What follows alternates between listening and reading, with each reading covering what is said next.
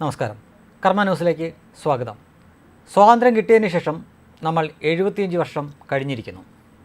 നമുക്കറിയാം, നമ്മുടെ ഇന്ത്യയിൽ രാഷ്ട്രപിതാവ് എന്നൊരു പദവിയില്ല എങ്കിലും രാഷ്ട്രപിതാവായിട്ട് കണക്കാക്കുന്നതാണ് മഹാത്മാഗാന്ധിയെ അഥവാ MK ഗാന്ധിയെ. ഇന്ത്യയിലെ എല്ലാ സംസ്ഥാനത്തും എല്ലാ കേന്ദ്രഭരണ പ്രദേശത്തുമൊക്കെ അദ്ദേഹത്തിൻ്റെ സ്മാരകമോ അല്ലെങ്കിൽ ഒരു ഗ്രന്ഥശാലയെങ്കിലും അദ്ദേഹത്തിൻ്റെ പേരിൽ കാണും. പോരെങ്കിൽ ഇതൊന്നുമില്ലെങ്കിൽ അദ്ദേഹത്തിൻ്റെ ഒരു പ്രതിമയെങ്കിലും കാണും. എന്നാൽ കഴിഞ്ഞ എത്രയോ പതിറ്റാണ്ടായിട്ട് ഒരു പ്രതിമ പോലും വെക്കാൻ സമ്മതിക്കാതിരുന്ന ഒരു സ്ഥലമുണ്ട് ഇന്ത്യയിൽ. അത് ലക്ഷദ്വീപാണ്. അവിടെ ഏതാണ്ട് 95% മുസ്ലിങ്ങളാണ് താമസിക്കുന്നത്. അവരുടെ വിശ്വാസപരമായ കാരണത്താൽ അവർ എപ്പോഴൊക്കെ ഈ ഗാന്ധി പ്രതിമ അവിടെ സ്ഥാപിക്കാൻ ചെന്നോ അപ്പോഴൊക്കെ അവർ എതിർത്തു.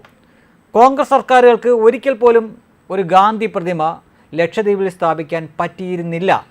എന്നാൽ നരേന്ദ്രമോദി അധികാരമേറ്റതിന് ശേഷം 2021 ആദ്യമായിട്ട് ലക്ഷദ്വീപിൽ ഒരു ഗാന്ധി പ്രതിമ വന്നു. അത് വേണ്ടി വന്നത്, അവർക്കതിന് അനുവദിച്ചു കൊടുക്കേണ്ടി വന്നത് കേന്ദ്രം ഭരിക്കുന്നത് നരേന്ദ്രമോദിയും BJP ആയതുകൊണ്ട് മാത്രമാണ്. ഭയം കൊണ്ടാണ് ചെയ്തത്. മുൻപ് വോട്ട് ബാങ്കിൻ്റെ ഭാഗമായിട്ട്, പ്രീണനത്തിൻ്റെ ഭാഗമായിട്ട് കോൺഗ്രസ് അത് ചെയ്തിരുന്നില്ല. എന്നാൽ അത് ചെയ്തത് നരേന്ദ്രമോദിയാണ്. നമുക്കറിയാം, ഏറ്റവും ഒടുവിലായിട്ട് G20 ഉച്ചകോടി നടന്നത് ഇന്ത്യയിലാണ്. വന്ന എല്ലാ ലോക നേതാക്കളെയും നരേന്ദ്രമോദി രാജ്ഘട്ടിലേക്ക് കൊണ്ടുപോയി, ഗാന്ധിയുടെ സമാധി സ്ഥലത്ത്. അതിനു മുമ്പ് അമേരിക്കൻ പ്രസിഡൻ്റായിരുന്ന ഡൊണാൾഡ് ട്രംപിനെയും അദ്ദേഹത്തിൻ്റെ ഭാര്യയെയും അദ്ദേഹം സബർമതി ആശ്രമത്തിലേക്ക് കൊണ്ടുപോയി. ചർക്ക കറക്കുന്ന കാഴ്ച ലോകം കണ്ടു. ഗാന്ധിയുടെ പുസ്തകങ്ങളും സ്മാരകങ്ങളുമൊക്കെ സ്മരണികയൊക്കെ അദ്ദേഹം നൽകുകയുണ്ടായി. അതും ലോകം കണ്ടു. എത്രയെത്ര വിദേശ രാജ്യങ്ങളിൽ അദ്ദേഹം ഈ ഗാന്ധി പ്രതിമ അനാച്ഛാദനം ചെയ്തിരിക്കുന്നു. യോഗയുടെ ഭാഗമായിട്ടുള്ള പ്രസംഗങ്ങളിൽ ഗാന്ധി സ്മൃതികൾ പറഞ്ഞിരിക്കുന്നു. സ്വച്ഛ ഭാരതിൻ്റെ ചിഹ്നം ഗാന്ധിയുടെ കണ്ണടയാണ്. അത് കാണുമ്പോൾ നമുക്കറിയാം.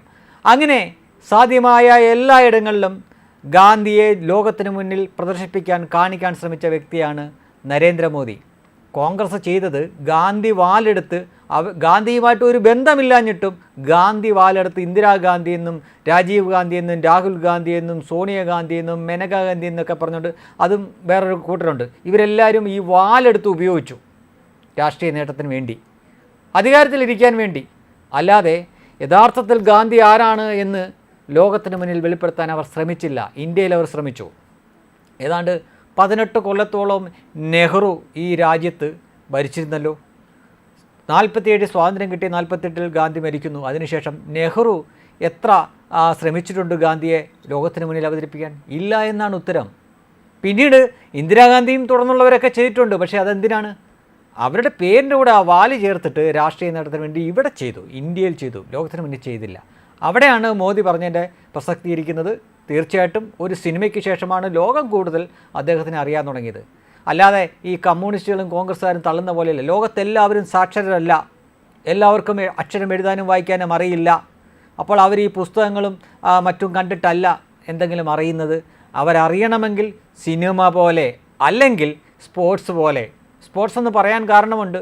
മറഡോണ ലോകപ്രശസ്തനാണ്. ഫുട്ബോൾ എത്ര കോടി ആളുകൾ കാണുന്ന കളിയാണ് എന്ന് ഞാൻ പ്രത്യേകിച്ച് പറയേണ്ട കാര്യമില്ലല്ലോ. മറഡോണയെ പോലെ ഒരാൾ അദ്ദേഹത്തിൻ്റെ തോളിൽ ചെഗുവേരയുടെ പടം കുത്തിയാൽ എത്ര കോടി ആളുകളാണ് അത് കാണുന്നത്. അദ്ദേഹത്തിൻ്റെ കാലിൽ ഫിഡൽ കാസ്ട്രോ ഉണ്ട്. അപ്പോൾ കോടാനുകോടി ആളുകൾ അത് കാണുകയാണ്. അങ്ങനെ കൂടുതൽ അവർ പരിചിതരാകുകയാണ്. അതുകൊണ്ടാണ് ഗാന്ധിയേക്കാൾ കൂടുതൽ ജനങ്ങൾ തിരിച്ചറിയുന്നത് ചെഗുവേരനെ. ഇതേപോലെ അവർക്ക് നല്ല രീതിയിൽ മാർക്കറ്റ് ചെയ്തു. ചെഗുവേരയുടെ ടീഷർട്ടുകൾ, ചെഗുവേരയുടെ ലോക്കറ്റ്, തൊപ്പി, പിന്നെ വേണ്ടതിനും വേണ്ടാത്തതിനുമല്ല ചെഗുവേരയുടെ ചിത്രങ്ങൾ. അപ്പോൾ ഇതൊക്കെ ആളുകൾ കണ്ട് ഈ വ്യക്തി, ഈ രൂപം അറിയാം അവർക്ക്. പക്ഷേ ഗാന്ധിയെ ഒരു രീതിയിലും ഇവർ മാർക്കറ്റ് ചെയ്യാനോ ഒരു ബ്രാൻഡായിട്ട് അവതരിപ്പിക്കാനോ ശ്രമിച്ചില്ല. അത് ശ്രമിച്ചുകൊണ്ടിരിക്കുന്നത് നരേന്ദ്രമോദി മാത്രമാണ്. അപ്പോൾ അദ്ദേഹം ഒരു സത്യം പറഞ്ഞപ്പോൾ അദ്ദേഹം ഗാന്ധിയെ ഇകഴ്ത്തി എന്ന് പറയുന്നത്, ഇവന്മാർക്ക് ഉളുപ്പും നാണവും ലെവലേശം ഉണ്ടോ? കഴിഞ്ഞ 7 തവണയായിട്ട് ഗുജറാത്ത് ഭരിക്കുന്നത് BJP ആണ്. ഒരു സർക്കാരിൻ്റെ ഏറ്റവും വലിയ വരുമാന മാർഗം മദ്യം വിൽപ്പനയാണ്, കേരളത്തിലറിയാം. പക്ഷേ അവിടെ ഈ സംഗതി ഇല്ല, സർക്കാർ വിൽക്കുന്നില്ല. അത് നിരോധിച്ച സ്ഥലമാണ്. എന്തുകൊണ്ടെന്ന് ചോദിച്ചു കഴിഞ്ഞാൽ ഗാന്ധിയുടെ ജന്മദേശമാണ്. അതുകൊണ്ട് എന്ത് കമ്മിറ്റ്മെൻറ്റാണ് ശരിക്കും BJPക്ക് അദ്ദേഹത്തിനോട് ഉണ്ടാവേണ്ടത്? രാഷ്ട്രീയപരമായിട്ട് നോക്കിയാൽ അവർക്ക് വേണമെങ്കിൽ ആ നയം മാറ്റാമല്ലോ. കഴിഞ്ഞ 7 തവണയായിട്ട് അവർ ഭരിക്കുന്നു, അവർ മാറ്റിയില്ല. അതങ്ങനെ തന്നെ നിർത്തിയിരിക്കുന്നു. ഈ 7 തവണയുടെ ഇടയ്ക്ക് 4 തവണ മോദിയാണ് അവിടെ ഭരിച്ചതെന്ന് ഓർക്കണം. എന്നിട്ടും ഈ മദ്യനിരോധനം മാറ്റിയിട്ടില്ല. വേണമെങ്കിൽ സർക്കാരിന് വരുമാനം കിട്ടുന്ന പണിയാണ്, പക്ഷെ ചെയ്തില്ല ഈ ഗാന്ധി. അദ്ദേഹത്തിൻ്റെ നാട്ടുകാരൻ കൂടിയായിട്ടുള്ള പട്ടേലിനെ ആളുകൾ മറന്നിരിക്കുകയാണ്. ഇന്ന് പട്ടേൽ സ്റ്റാച്യു എന്ന് പറഞ്ഞാൽ ഇപ്പോൾ ലോകത്തിനറിയാം എന്താണെന്ന്.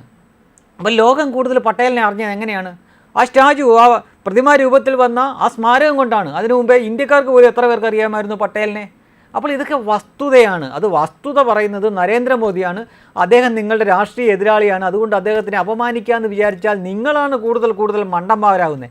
നിങ്ങൾക്ക് 10-20 വർഷം ഭരിച്ചിട്ട് ലക്ഷദ്വീപിൽ കൊണ്ടൊരു ചെറിയ ഗാന്ധി പ്രതിമ പോലും വെക്കാൻ കഴിവില്ലാത്തവരാണ്. അവർ എതിർത്തപ്പോൾ അവിടെ കൊണ്ടിറക്കിയ ഗാന്ധി പ്രതിമ തിരിച്ചു കയറ്റിപ്പോയവരാണ് നിങ്ങൾ. നിങ്ങൾ എങ്ങനെയാണ് മോദിയുടെ നേരെ കൈ ചൂണ്ടുന്നത്? അദ്ദേഹം ലോകത്ത് എത്രയോ രാജ്യങ്ങളിൽ 10-12 രാജ്യങ്ങൾക്ക് മുകളിൽ അദ്ദേഹം ഈ ഗാന്ധിയുടെ പ്രതിമ അനാച്ഛാദനം ചെയ്യുകയൊക്കെ ചെയ്തിട്ടുണ്ട്. ഇവിടെ തന്നെ എത്ര എണ്ണം ചെയ്യുന്നു? യോഗയുടെ പ്രസംഗങ്ങളിൽ സ്വച്ഛ് ഭാരതിൻ്റെ ചിഹ്നത്തിൽ ഉൾപ്പെടെ സ്വച്ഛ് ഭാരത് തന്നെ ആ ഒരു ആശയം തന്നെ ഗാന്ധിയിൽ നിന്ന് എടുക്കുന്നതാണ്. അദ്ദേഹത്തിന് അതിൻ്റെ ഒരു ആവശ്യവുമില്ല. അദ്ദേഹം ചെയ്തില്ലെങ്കിലും ആരും ഒന്നും പറയാൻ പോകുന്നില്ല. കാര്യം അദ്ദേഹം കോൺഗ്രസിൻ്റെ പ്രധാനമന്ത്രിയല്ല, അദ്ദേഹം BJPയുടെ പ്രധാനമന്ത്രിയാണ്. എന്നിട്ടും അത് ചെയ്തു. അപ്പോൾ അങ്ങനെ ലോകത്തിന് മുന്നിൽ ഗാന്ധിയെ കൂടുതൽ പ്രശസ്തനായിക്കൊണ്ടിരിക്കുന്ന ഒരു നരേന്ദ്രമോദിനെ നിങ്ങൾ ഈ ഒരു വിഷയത്തിൽ വെച്ച് നിങ്ങൾ കുഴിച്ച കുഴിയിൽ നിങ്ങൾ വീണു. അതാണ് യാഥാർത്ഥ്യം. മനസ്സിലാക്കണം. ഗാന്ധിയുടെ പേരിൽ ഒരുപാട് പുസ്തകങ്ങളൊക്കെ ഉണ്ട്, ശരിയാണ്. ലോകത്തുള്ള എല്ലാവരും അക്ഷരമറിയാവുന്നവരല്ല, സ്കൂളിൽ പോയിട്ടുള്ളവരല്ല. ആഫ്രിക്കൻ രാജ്യങ്ങൾ, അവിടെയൊക്കെ നല്ല ജനസംഖ്യയുള്ള സ്ഥലങ്ങളാണ്. എന്തിന്? നമ്മുടെ അറബ് രാജ്യങ്ങളിൽ ഈ അടുത്ത കാലത്താണ് അവിടുത്തെ പുസ്തകങ്ങളിൽ പോലും ഗാന്ധിയൊക്കെ വന്നത്. അതിനു മുമ്പ് അവർക്ക് ഗാന്ധിയെ പഠിക്കേണ്ട കാര്യമില്ല. അവരുടെ രീതി എങ്ങനെയാണ്? അവിടെ അങ്ങ് ഒരു ഗാന്ധി പ്രതിമ പോലും വെക്കാൻ അവർ സമ്മതിക്കത്തുമില്ല. അപ്പോൾ അവർക്കൊക്കെ ഗാന്ധിയെ അറിയണം എന്ന് നമ്മൾ നിർബന്ധം പിടിക്കാൻ പാടുണ്ടോ? ഇല്ല. ഇതേപോലുള്ള, അതായത് ചെഗുവേരനെ എങ്ങനെയാണോ ലോകപ്രശസ്തൻ ആക്കിയത് കമ്മ്യൂണിസ്റ്റുകാർ, അതേപോലെ ചെറുതായിട്ടെങ്കിലും ചെയ്യേണ്ടിയിരുന്നു കോൺഗ്രസ്സുകാർ. അത് ചെയ്തില്ല. അല്ലാതെ മാറി എന്നിട്ട് മോദിയെ കുറ്റപ്പെടുത്തിയിട്ട് കാര്യമില്ല. മോദിക്ക് ഇതിൻ്റെ ബാധ്യതയൊന്നുമില്ല. കാര്യം ഗാന്ധി പേര് വെച്ചൊന്നുമല്ല മോദി അധികാരത്തിൽ വന്നത്. ഗാന്ധിയുടെ ഗാന്ധി പേരെന്ന വാലി വെച്ച് ഇവിടെ രാഷ്ട്രീയത്തിൻ്റെ എല്ലാ നേട്ടം കൊയ്തത് നെഹ്റു കുടുംബമാണ്. പക്ഷേ അവർ അത് ചെയ്തില്ല. എന്നിട്ട് ഇപ്പോൾ മാറിയിരുന്നിട്ട് മോദിയെ കുറ്റം പറയാൻ നോക്കിയാൽ നിങ്ങൾ കുഴിച്ച കുഴിയിൽ വീഴുന്നത്, നിങ്ങൾ തന്നെയാണ് എയറിലോട്ടും പോകുന്നത്. അതാണ് യാഥാർത്ഥ്യം. വെബ് ഡെസ്ക് കർമ്മ ന്യൂസ്.